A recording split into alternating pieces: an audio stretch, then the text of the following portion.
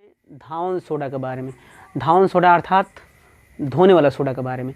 धोने वाला सोडा का रासायनिक नाम होता है sodium carbonate decahydrate. Deka means 10 होता है, हाइड्रेट मीन्स हाइड्रोजन ऑक्साइड। अब देखिए H2O, इसका अणु सूत्र होता है Na2CO3 × 10H2O। तो धावन सोडा के बारे में हम पहले बताते हैं। पहले धावन सोडा ये आया कहाँ से? प्राचीन समय में जब सरफ या साबुन नहीं होता था तो जो गांव पहलू के लोग होते थे वो सोडा मिलता था। सोडा का करते थे, ले जाते थे, उस थोड़ा माटी मिलाकर और कपड़ों से धोते थे। हालांकि पूरा साफ़ नहीं होता था लेकिन कुछ सफाई होता था। उस समय आदमी उस शरीर में चीलर और जैसे कुछ जीव पड़ा करते थे। धीरे धीरे सरफ साबुन हुआ, तब ये सोडा का धावन सोडा का उपयोग कम हो गया क्योंकि डिटर्जेंट आने लगा। उसके बाद नहीं तो सफ़ेद कपड़ा को धोते धोते पूरा मिट्टी कलर कर देते थे। तो हम इसका रासायनिक नाम होता है सोडियम कार्बोनेट और डेकाहाइड्रेट।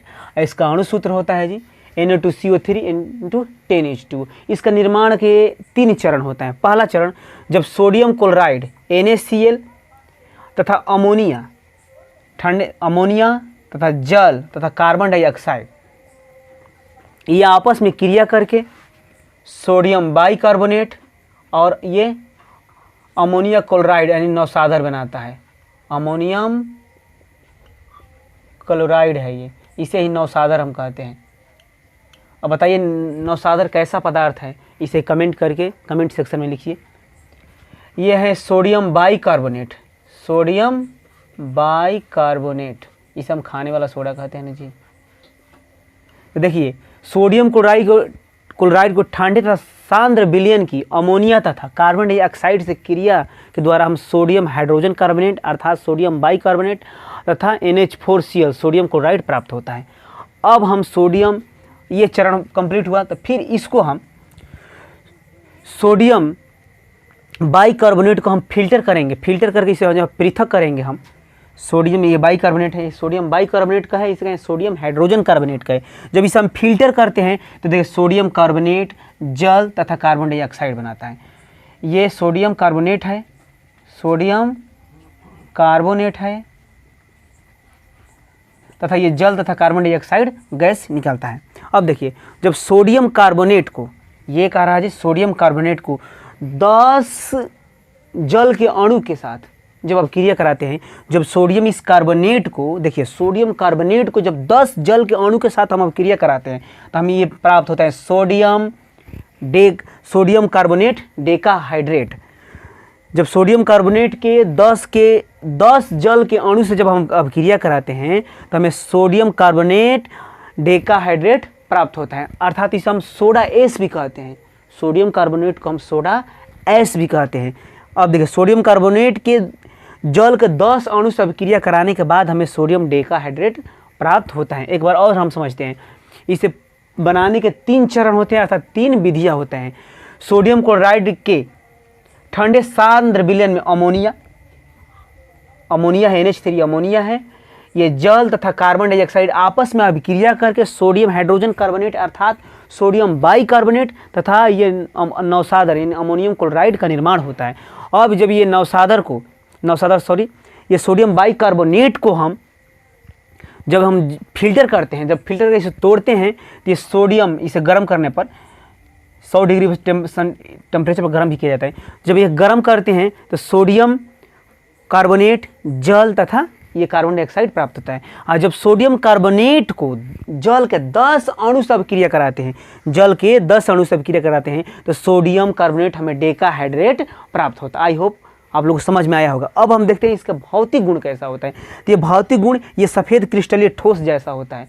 सोडा कैसा होता है जी? सफ़ेद क्रिस्टलीय ठोस जैसा होता है। इसका गलनांक यानी मेल्टिंग पॉइंट जो होता है 850 सेंटीग्रेड होता है। इसका गलनांक कितना होता है? 850 सेंटीग्रेड होता है। ये जल में विलय होता है। जब ये जल में घुलता है थोड़ा उष्मा उत्सर्जित करता है, थोड़ा गर्म टाइप का होता है। अब हम इसके देखते हैं रासायनिक गुण।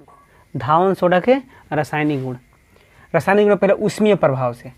देखिए जब धावन सोडा को हम शुष्क वायु में इसे छोड़ेंगे और जब इसे हम गर्म करेंगे तो ये सोडियम कार्बोनेट मोनोहाइड्रेट कहाँ है जी?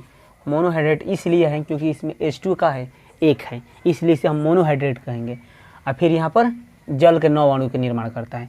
जब हम सोडियम कार्बोनेट डेकाहाइड्रेट को शुष्क वायु में छोड़ने पर, शुष्क वायु थोड़ा सूखा वायु है, उसे छोड़ने पर, थोड़ा गर्म करने पर सोडियम कार्बोनेट मोनोहाइड्रेट तथा जल का निर्माण करता है।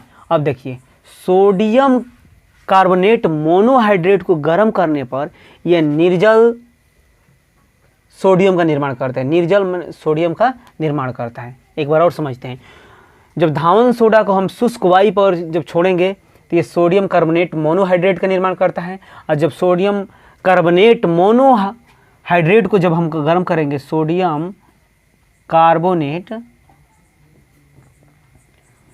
मोनोहाइड्रेट को जब हम गर्म करेंगे तो हमें सोडियम, निर्जल सोडियम हमें प्राप्त होता है। यही रहा इसका रासायनिक गुण, इसका इतना इंपॉर्टेंट नहीं है। अब हम देखते हैं इसके उपयोग।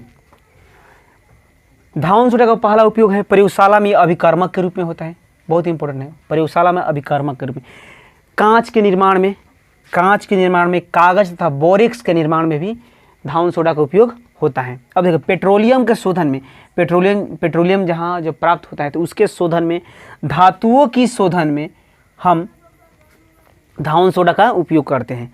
आग बुझाने वाले यंत्र में भी हम धावन सोडा का उपयोग करते हैं। धातु कार्बोनेट के निर्माण में भी हम धावन सोडा का उपयोग करते हैं। कांच के बर्तन के चिकनाई, जैसे कांच के बर्तन कुछ बनाता है तो उसमें चिकनाई रहता है, उसके चिकनाई को दूर करने के लिए भी हम धावन सोडा का उपयोग करते हैं। अपमार्जक में, सफाई कारक में भी हम इसे उपयोग करते हैं। बेकिंग पाउडर, खाने वाले सोडे के निर्माण में भी, पेंट के निर्माण में, सुहागा के निर्माण में भी इसका प्रयोग करते हैं। जल के कठोरता दूर करने में भी हम धावन सोडा का उपयोग करते हैं। एक बार और समझते हैं, जल की कठोरता दूर करने में इसका उपयोग करते हैं, बेकिंग पाउडर के निर्माण के उपयोग में हम करते हैं, पेंट के निर्माण के उपयोग में, सुहागा के निर्माण में हम करते हैं। कांच के बर्तन के चिकनाई दूर करने के लिए, धूल कणों के अपमार्जक के रूप में, धूल कणों को साफ करने के अपमार्जक के रूप में इसका उपयोग होता है। धातु कार्बोनेट के निर्माण में, आग बुझाने के यंत्र के निर्माण में, पेट्रोलियम शोधन में, धातु के शोधन में, कांच के निर्माण में, कागज के निर्माण में, बोरेक्स के निर्माण में, प्रयोगशाला के अभिकर्मक के निर्माण में होता है। अब हम आगे पढ़ेंगे प्लास्टर ऑफ पेरिस।